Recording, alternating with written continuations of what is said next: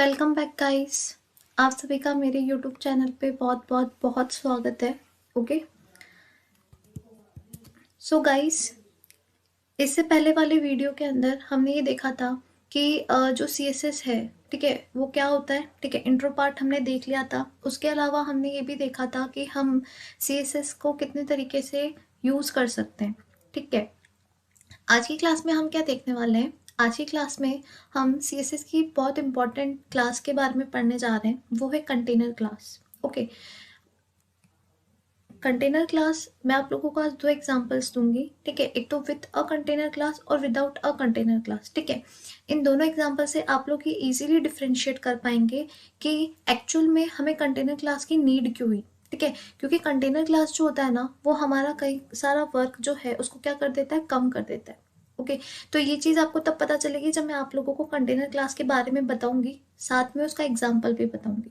Okay, तो आप लोगों को अगर HTML पेज के अंदर CSS का यूज़ करना है, CSS की कंटेनर क्लास का यूज़ करना है, या कोई आइकन वगैरह लाना है, या फिर आप लोगों को बटन जो है उनको क्या स्टाइलिश बनाना है, राउंड शेप वगैरह में इनमें अगर बनाना है, ठीक है, अगर एनिमेशन वगैरह से रिलेटेड कोई भी आप लोगों को काम करना है, तो उसके लिए कई सारी हमारे फाइल्स होती है जिनको आपको अपने HTML पेज के अंदर क्या करना पड़ता है, इनबिल्ट करना पड़ता है। ठीक है, लाइक आप लोग स्क्रीन के सामने आप लोगों को ये विजिबल हो पा रहा होगा कि ये फाइल दिख रही होगी आप लोगों को। ठीक है, तो ये फाइल जो है वो क्या है, CSS फाइल है। ठीक है, अगर मैं ये फाइल यूज ना लूँ, ठीक है, अगर मैं इस फाइल को इनबिल्ट ना करूँ अपने HTML पेज के अंदर, तो क्या होगा कि मैं CSS की कोई भी क्लासेस का यूज नहीं कर पाऊंगी।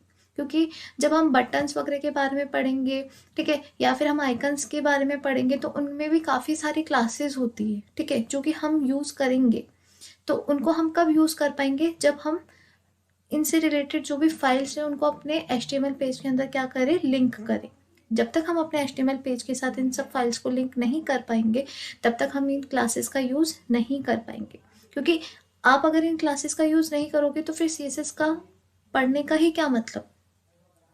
ओके, आई होप सो आप लोगों को इतना समझ में आ रहा होगा। ठीक है, और जहाँ तक बात है इस लिंक की या इस फाइल की, तो ये जो फाइल है वो मैंने w3.school से ली है। ठीक है, वहां से मैंने कॉपी पेस्ट किया है। आप लोग उस वेबसाइट पे जाइएगा। ठीक है, w3.css के अंदर कंटेनर क्लास का एक ब्लॉक आएगा। ठीक है, उस पर आप जैसे ही क्लिक करेंगे, वहाँ पे बहुत सारे एग्जाम्पल्स दिए हुए होंगे। उन एग्जाम्पल्स पे क्लिक करिएगा और वहाँ पे आप लोगों को ये फाइल जो है वो इजीली मिल जाएगी। ठीक है, तो आप वहाँ जाके उसको कॉपी कर सकते हैं और अपने HTML पेज में पेस्ट कर सकते हैं और इजीली इन सब चीज़ों का यूज़ कर सकते हैं। ओके, सो गाइस, मैं आज की क्लास स्टार्ट करती हूँ। ओके, सो बेसिकली हमारा फंडा ये है कि हम कोई भी नई चीज़ सीखते हैं तो मैं सबसे पहले उसका इंट्रोडक्शन देती हूँ। ठीक है, तो आज भी वही होगा। मैं कंटेनर क्लास के बारे में आप लोगों को बताने जा रही हूँ, तो मैं ये बता देती हूँ कि बेसिकली कंटेनर क्लास होती क्या है। एक्चुअली कंटेनर क्लास जो है उसका यूज़ हम क्यों करते हैं। जब कंटेनर क्लास नहीं थी ना, लाइक मुझे अगर वेब पेज पे कुछ भी प्रिंट करना हो, जैसे हेलो है। ओके, तो अब मुझे ये वेब पेज पे क्या करना है, प्रिंट करना है। तो मैं सबसे पहले आप लोगों को इसका आउटपुट बता,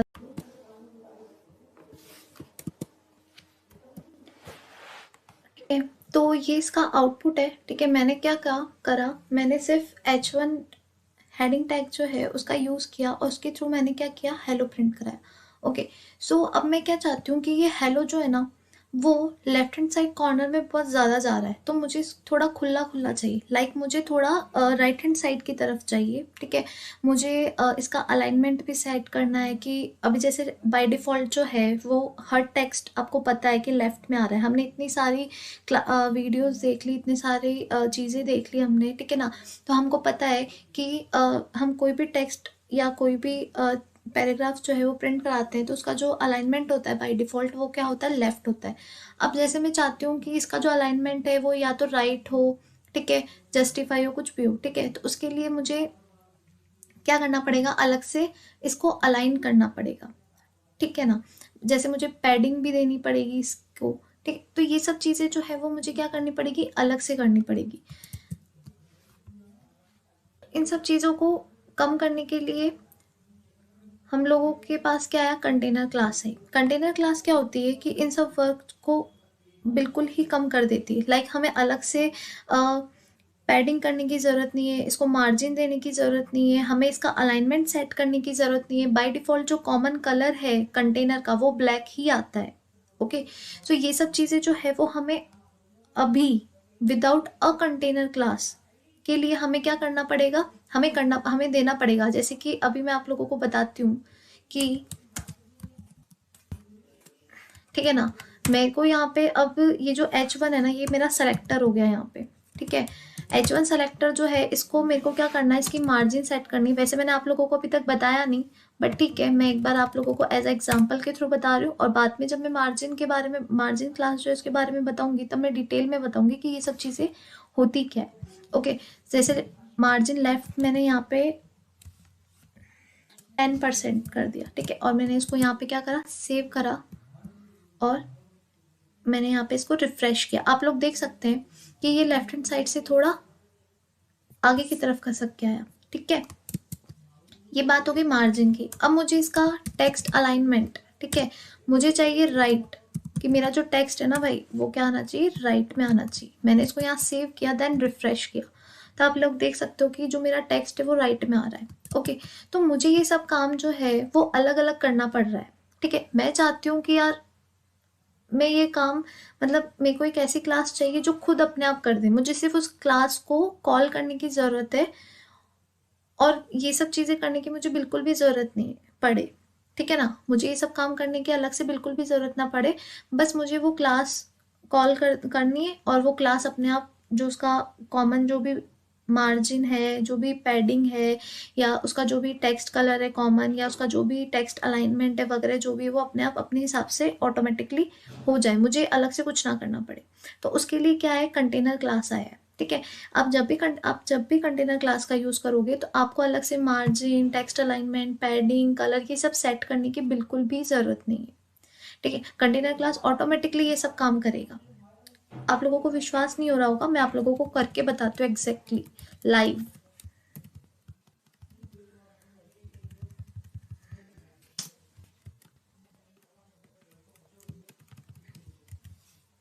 ये मैंने यहाँ पे एक्चुअल में क्या है कि लाइंस जो है ना वो ले रखी है ताकि कंटेंट रहे थोड़ा। ठीक है ना, ये with a container class. Okay, और मैं इसको डिव के अंदर डाल रही हूँ। मैंने शायद आप लोगों को डिव टैग के बारे में बताया नहीं होगा ना। हाँ, मैंने नहीं बताया आप लोगों को डिव टैग के बारे में, कि अपना रह गया था डिव टैग। तो डिव टैग के बारे में मैं आप लोगों को भी बता देती हूँ, थोड़ा सा इसका इंट्रोडक्शन दे देती हूँ कि हम एक्चुअल में डिव क्लास का यूज़ क्यों करते हैं। बेसिकली हम डिव क्लास जो होता है ना उसका यूज़ इसलिए करते हैं ताकि हमारी जो वेबसाइट है वो क्या हो, रेस्पॉन्सिव हो। रेस्पॉन्सिव लाइक जैसे कि मैं अगर अपनी वेबसाइट को लैपटॉप में ओपन कर रही हूँ, या मैं मोबाइल में ओपन कर रही हूँ, या मैं टैबलेट में ओपन कर रही हूँ, मैं किसी भी है ना चीज़ में ओपन करूँ तो वो उसी साइज़ के अंदर मेरी वेबसाइट जो है वो लुक हो। ओके, और वैसे जो कंटेनर क्लास होता है, ये जो डिव टैग होता है ना, इसका यूज़ जो होता है वो बेसिकली कंटेनर के लिए ही किया जाता है। डिव टैग जो डिव टैग होता है हमारा, वो क्लोजिंग टैग भी है। ठीक, मतलब कि इसको, जैसे आप लोगों को यहाँ दिख रहा होगा कि मैंने यहाँ पे डिव टैग को ओपन किया, देन उसके बाद मैंने इसको क्लोज किया, ये एक्चुअल में क्या है, ये कंपल्सरी है। ठीक है, इसलिए हम इसको क्या बोलते हैं, डिव टैग को क्लोजिंग टैग बोलते हैं। ओके, डिव टैग जो होता है ना वो हमारा जो वर्क होता है उसको सेपरेट, लाइक डिवीजन कर देता है उस काम का। जैसे कि आप लोगों ने देखा होगा कि अगर कोई आर्किटेक्चर है वो घर बना रहा है, तो वो ऐसे थोड़ी कि एक साथ ही सारा काम करने लग जाता है घर बनाने के लिए, नहीं करता है ना। उसको अगर कोई घर जो है उसको खड़ा करना है तो वो क्या करेगा कि छोटे छोटे पार्ट्स में डिवाइड कर देगा, कि भाई ये काम तू कर, ये काम तू कर, ये काम तू कर। तो इससे क्या होगा कि जो वर्किंग लोड है ना वो भी कम हो जाएगा, और काम जो है वो भी फटाफट हो जाएगा। वैसे ही हम HTML के अंदर डिव टैग का यूज़ करते हैं। बेसिकली हम डिव टैग को डिवीजन टैग ही बोलते हैं, क्योंकि क्या होता है कि हमें जो वेबसाइट रेडी करनी होती है ना उसे हम डिव टैग के थ्रू क्या कर देते हैं, छोटे छोटे पार्ट्स में सेपरेट कर देते हैं। ठीक है, कि ये डिव टैग इसका हो गया, इस डिव टैग का यूज़ ये होगा, इस डिव टैग का यूज़ ये होगा। तो इससे क्या होगा कि हमारी जो वेबसाइट है ना वो इजीली हमारे हमारे पास बन के रेडी हो जाएगी। ओके, तो जो डिव टैग का यूज़ करने का जो एक पर्पस है वो यही है कि हमारा जो काम है, हमारा जो वेबसाइट बनाने का जो वर्क है, ठीक है, उसको एक सेशन में डिवाइड कर देना। और सबसे इम्पॉर्टेंट कि जो वेबसाइट है ना हमारी, वो क्या होनी चाहिए, रेस्पॉन्सिव होनी चाहिए, जो कि डिव टैग के थ्रू ही हो सकती है। ओके, अब आप लोग देखिए कि मैंने यहाँ पे जो कंटेनर क्लास है उसको क्या कर दिया, यहाँ पे कॉल कर दिया, ठीक है। तो एक तो कंटेनर क्लास के थ्रू और एक मैं विदाउट कंटेनर क्लास के थ्रू भी आप लोगों को एक बार बता देती हूँ, ताकि आप लोगों को डिफ्रेंशिएट करना क्या हो, ईजी हो जाए। ओके,